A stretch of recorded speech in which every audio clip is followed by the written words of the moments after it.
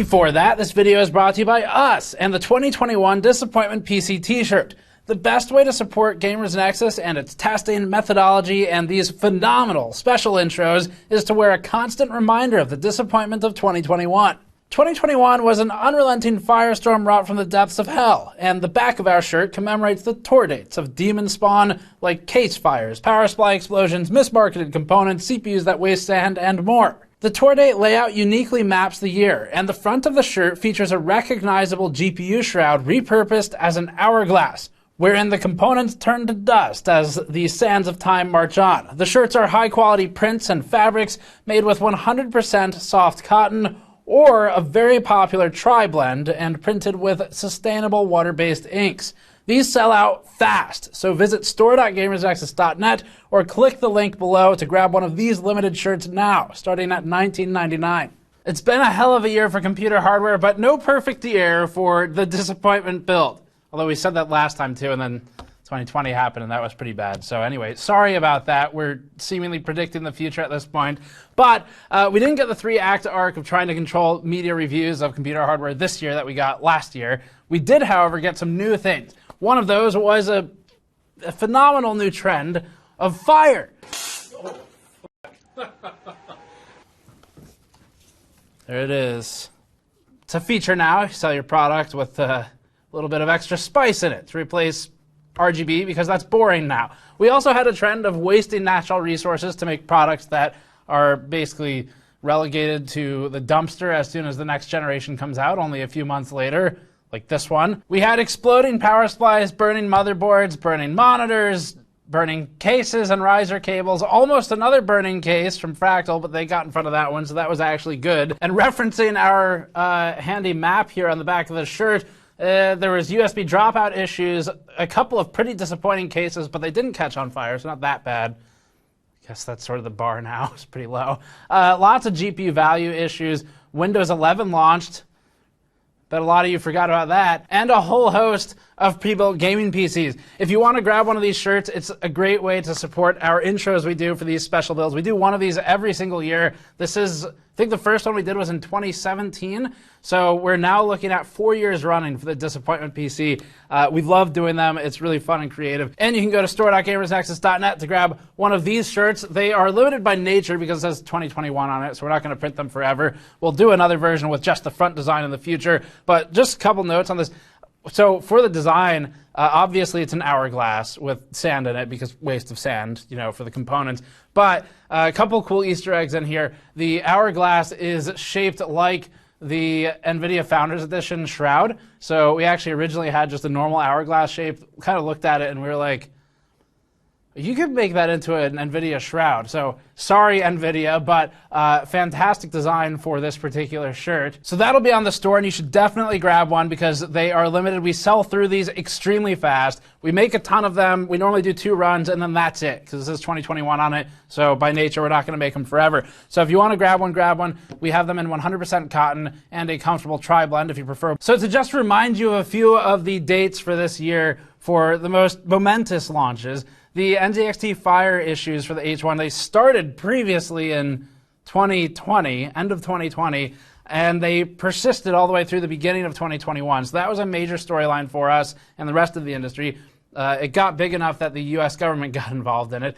The gigabyte power supplies U.S. government also got involved in because they were exploding, and this is generally regarded as a bad thing in your electronics product. And then additionally, the Intel launches, you may have forgotten, but the 11 series did actually come out this year.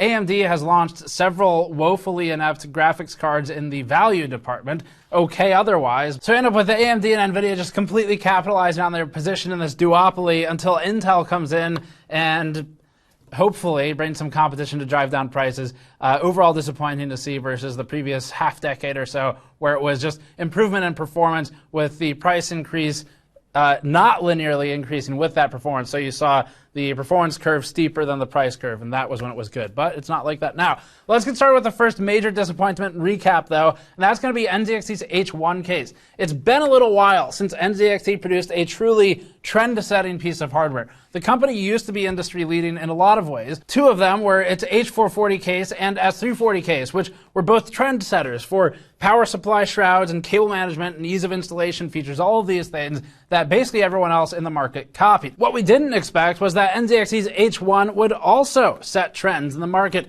The H1 introduced a new feature to computers in 2021, transcending even RGB LEDs by offering a single-use heat-emitting diode known as Fire.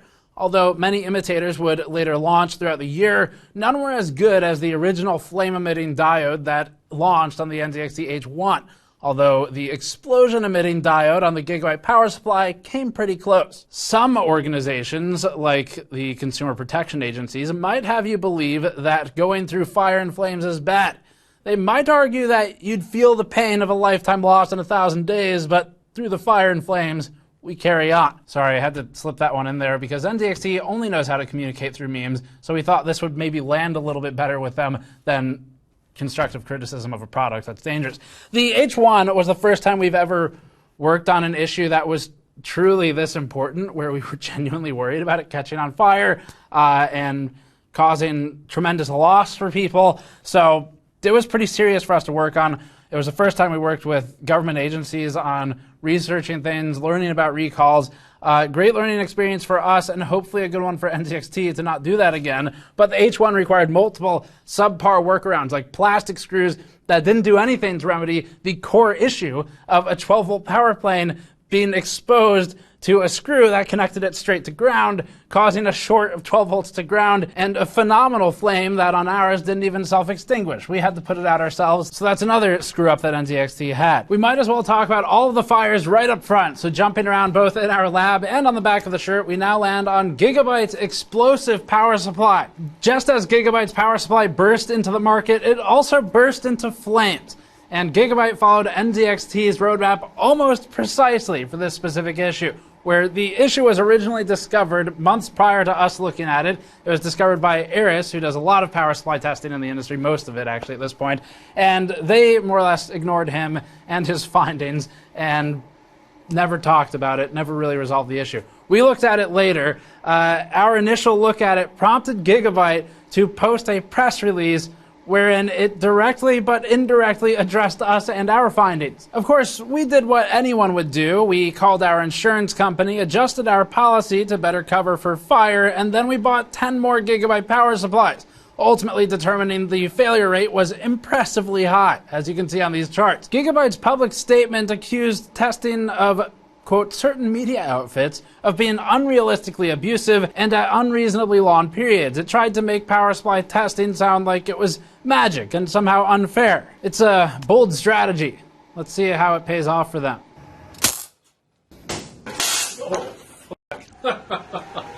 It didn't pay off for them. We did a speed run of the explosion without a single cut in the video, not even for the ad. That's something that no one else has done before for a power supply, at least to our knowledge. The power supply failed within 20 minutes. It did give us, however, meme potential for the rest of time, so there was an upside. After all of this, Gigabyte servers got hacked and its support department really struggled to help people with their power supplies, so we don't really know what happened for the most part after this. Gigabyte eventually addressed the issue. At this point, we're not willing to ever say buy the Gigabyte P750GM at this point, or the 850GM, because frankly, there's the fact that there's any risk yours might explode if you end up with old stock or new old stock. It makes it not worth even rolling the dice on it, even if the chances are pretty low. So this product to us is dead. Gigabyte has made good power supplies. This wasn't one of them. That wasn't the only bad power supply we tested this year, but it was the only one that exploded. The Aries game power supply also was tremendously disappointing because it was one of the top sellers on Amazon for the 750 and 850 watt categories, and its problem was that it claimed to be 80 plus gold. In fact, it even had an 80 plus certificate for gold. But the power supplies that were actually being sold long after the 80 plus cert was given to Aries game were actually 80 plus bronze. barely. It was, however, a fantastic learning opportunity for us and our audience as it prompted us to do a bunch of research on 80+ and talk about the certification's upsides and many downsides. Now, right at the end of the year, there were a few additional fires that get an honorable mention. One of them is the Asus Z690 Hero motherboard, currently in our lab for investigation and testing because there's a capacitor that was installed backwards. So we're looking at that to see what kind of sparks that can produce. Additionally, also at the end of the year, Acer slid into the disappointment build with its monitors because we had 2 viewers who reached out noting that there was a special vaporizer feature in the back of their display producing some smoke. It's a one-time use feature. But that pretty much rounds out the fires, and they really skated in there in the last week of the year. We're in the CPU and GPU testing area now, so you can guess what's up next. We'll highlight a few dates for the next one. The shirt design overall does a great job of demonstrating that the sand used in the 11900K or the GPUs launched this year would be better even in a desert than it was in the silicon used to create these products. If you've ever wondered what it looks like for a gold medal gymnast to trip over her own feet while doing something as mundane as walking, you need look no further than AMD's XT CPUs in 2020.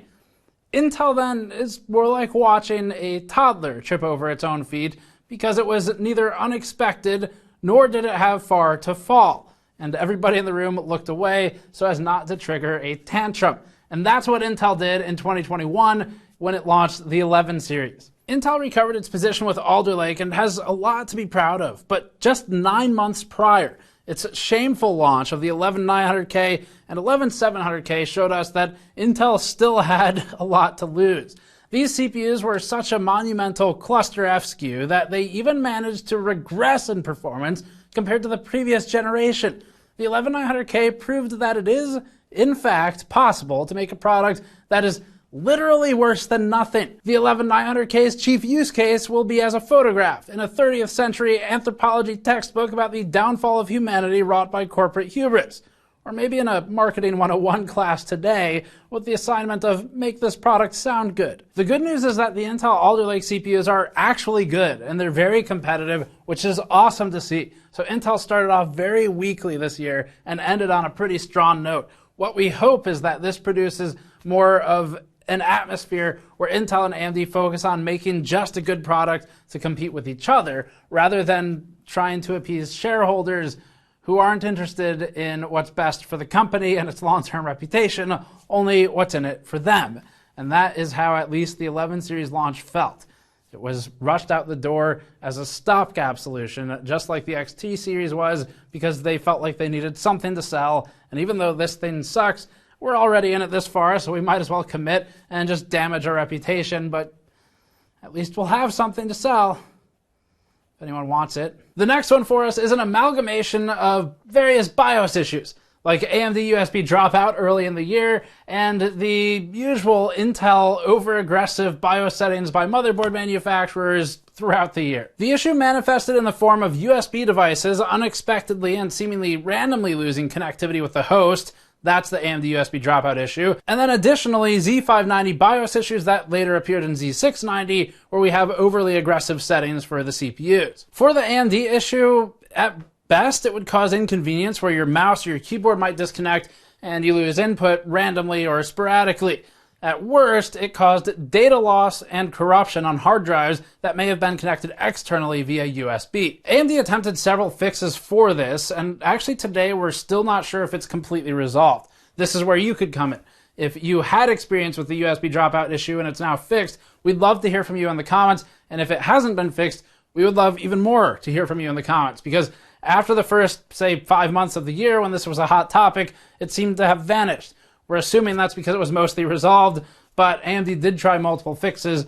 Some motherboards haven't been fully brought up to speed yet, so we'd love to hear from the community on where it is today. As for the other issue, that's the Z590 BIOS configuration, and it extends to Z690 to some extent. This has been going on for years now, but motherboard manufacturers love shipping boards with unstable BIOS settings or overly aggressive ones to force CPUs to run at full tilt. Technically outside of official Intel guidance, but technically within the spec. They do this so that their board outranks competition if someone for some reason makes a chart comparing motherboards, which is sort of a fool's errand anyway because the CPU performance is the same, It's just the board affecting it, and you should just run it default. The end result is that the CPUs often throttle and overheat due to excessive or overly aggressive V-core settings especially, where they'll blast it really high in order to maintain the maximum peak frequency constantly. So these are things like ignoring tau suggestions by Intel and otherwise blasting the power limit. Next up, cases. Feel really far away from the camera, but that's okay. It's like there's a sea of mediocrity between the audience and the MSI Secura 500X, which is the worst thing we looked at this year in terms of a case. Asterisk that doesn't catch on fire. So we'll skip the H1 here since it was already shown, but MSI fought hard to land on our list of disappointing products by launching its Secura 500X. This was followed up by Cooler Master's poorly thought out MF700 and the Lian Li Odyssey X. Although these didn't catch on fire, the 500X did its best to keep components nice and toasty.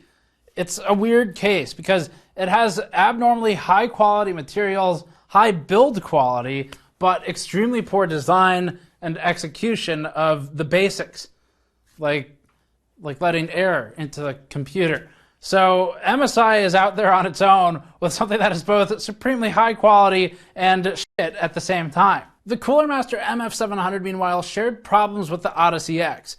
Both of them suffer from trying to do too many things and offering a transforming feature that no one asks for and that doesn't work well even if they did. The MF700 tries to be a test bench while also trying to be a normal case. It ends up somehow making an open air configuration bad for radiator airflow, and also it's extremely heavy, and it's questionable whether you could even wall mount it as is advertised without it being too much weight for the VESA mount once you've mounted the glass and all of the components. The Odyssey X is $500 and really offers nothing interesting to anyone, so that one stands on its own as just being sort of embarrassing. Of course, we can't skip pre-built gaming PCs, which have been a major staple of coverage for us in 2021.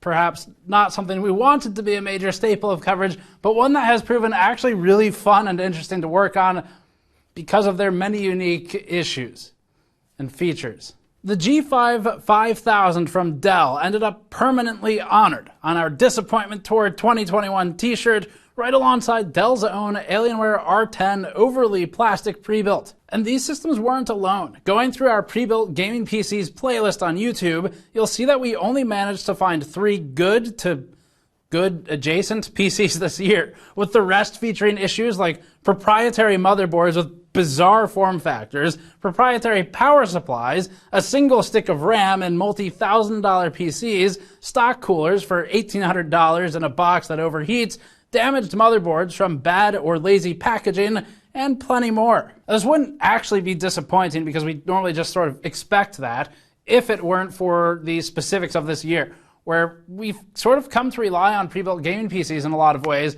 and it's time for them to step up. The OEMs and the SIs have a lot of responsibility to take their really high allocation of GPU inventory and put them in computers that don't suck. And as for responsibility of putting components to good use in a PC that'll actually be sustainable and usable long-term for the customer, which is just good economically for the customer, good for the reputation of the company, Dell fits in well here too, because Dell has decided recently that it's going to take a new approach to its company ethos.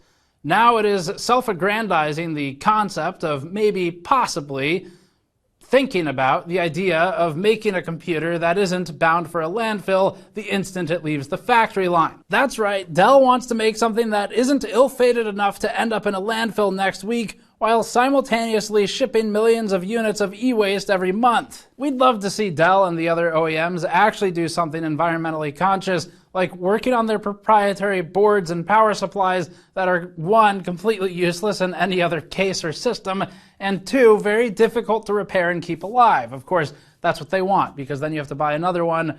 Why the OEMs think you would buy another one from them after going through that, we're not sure, but it seems to be working. Regardless, we look forward to reviewing more pre-built gaming PCs in 2022 because it is genuinely a really fun product category to work on, since there's a lot of range and variance from extremely good and well put together to, wow, how did that happen? So that's it for this one. There were a lot of good things in 2021 as well, but we have our best of series already out there. If you want to see that, that's not what this is. There were also a lot of additional bad things in 2021, other disappointing things Most of them are up there, but we're not going to talk about every single one in detail because then we'd be remaking all the videos we made this year. So those are on the channel if you want to see them.